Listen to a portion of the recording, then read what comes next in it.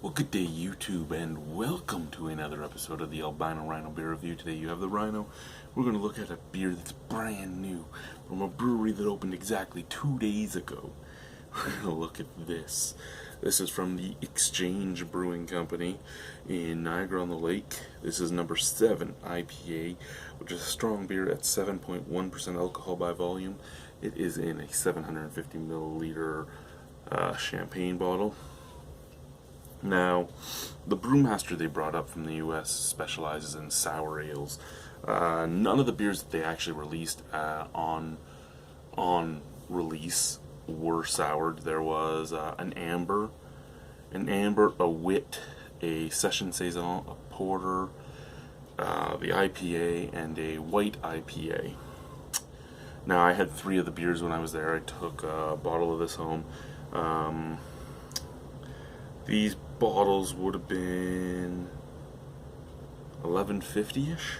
So we're looking in the range of the price for Innocenti's Double IPA, which I wasn't a big fan of, and Double Dead Elephant, which I wasn't a big fan of.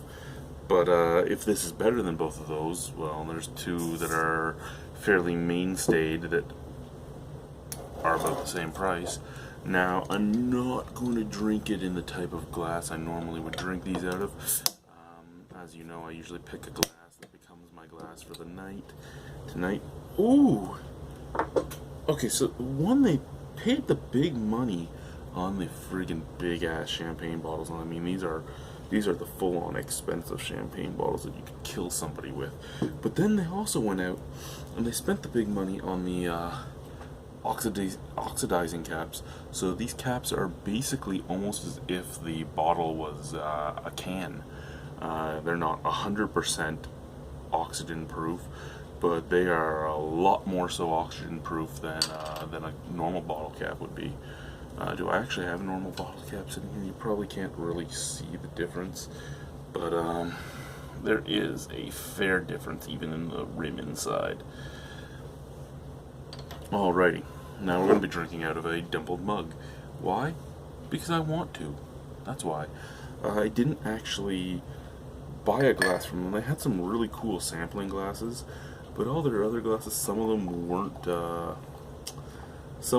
branded, and the ones that were branded were basically just straight shakers almost. And you know what? I have enough of those in my collection.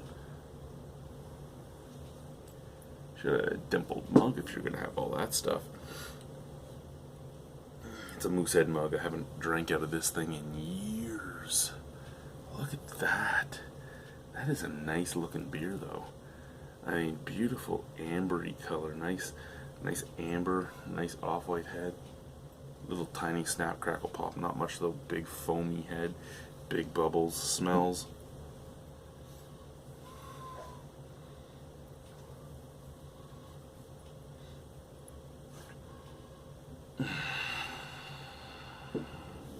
Now, what do they use in this? I know they use Chinook. I can smell that. I was wrong. I could smell the Cascade, and there's Cascade in this. I don't know why I said Chinook. Columbus and Centennial. Okay, so I don't know why I said Chinook. I thought I smelled Chinook. Yeah, even reading the back of that, I still think I smelled Chinook. But yeah, I get some grapefruit. Get some grapefruit and a tiny bit of like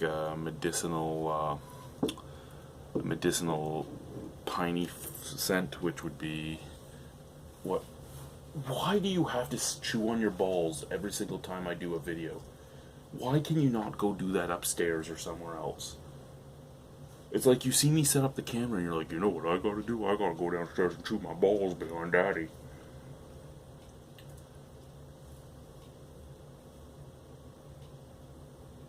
You're waiting for me to turn around so you can start doing it again.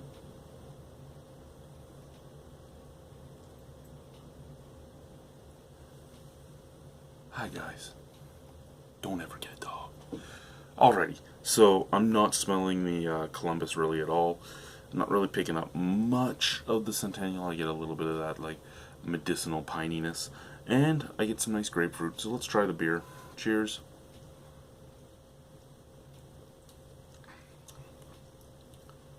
Wow.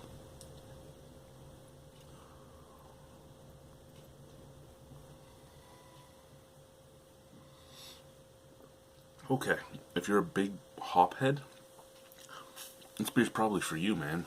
It probably is. 7% alcohol. Wouldn't know that, but resiny, resiny, resiny. Big bitter, big pine bitter balm in the back of your throat. Nice grapefruit forefront on the hop end.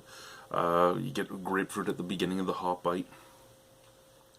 Then it goes into this piney, resiny finish that lays itself low and goes through the entire framework of your palate from about the middle of your tongue to the end.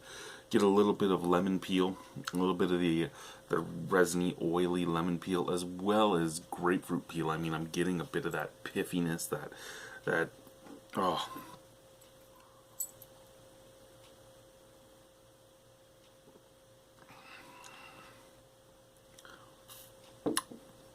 Little touch of like a almost candy like sweetness in the end as well. Forefront nice and sweet. Is this a bad IPA? No, it's actually a very good IPA, but it's just not an IPA for me. This is not the hop profile I appreciate at all, to be honest with you. Do I think there's going to be hundreds of thousands of people that love this beer? Oh yeah, I do, and I think that it's very, very impressive that one of the beers they opened up with has this much flavor and this much hoppiness. They have the IBU count on here. IBU 77, yeah, and I would actually say it feels even worse than that. I mean, it is attacking the back of my palate. Excuse me. Out of 10 on the beer? This is going to be a hard one to rate. I mean, personally, I don't like it, but it's a good beer. So I would probably say as an IPA, it's probably worth an 8 out of 10. But for me personally, 5.5 maybe. It's just not my thing. It's really not my thing. The hop profile isn't what I like. I like the ABV. I like that I don't taste it at all. I don't mind the grapefruit. I don't mind some of the piff, but the rest of that piff and that pininess and that resininess just takes over the back of your palate. Like, it's still kind of there. The whole back of my palate is still taken over by the hops. I don't like that. I don't like that.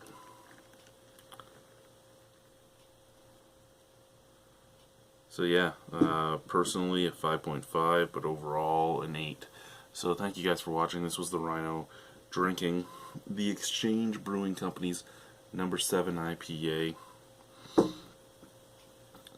Cheers. I'm not even going to try to chug it. I'm going to drink it while I watch some Weeds. Yeah, I'm on to Weeds now. Weeds is the show I'm watching now, guys. Bye.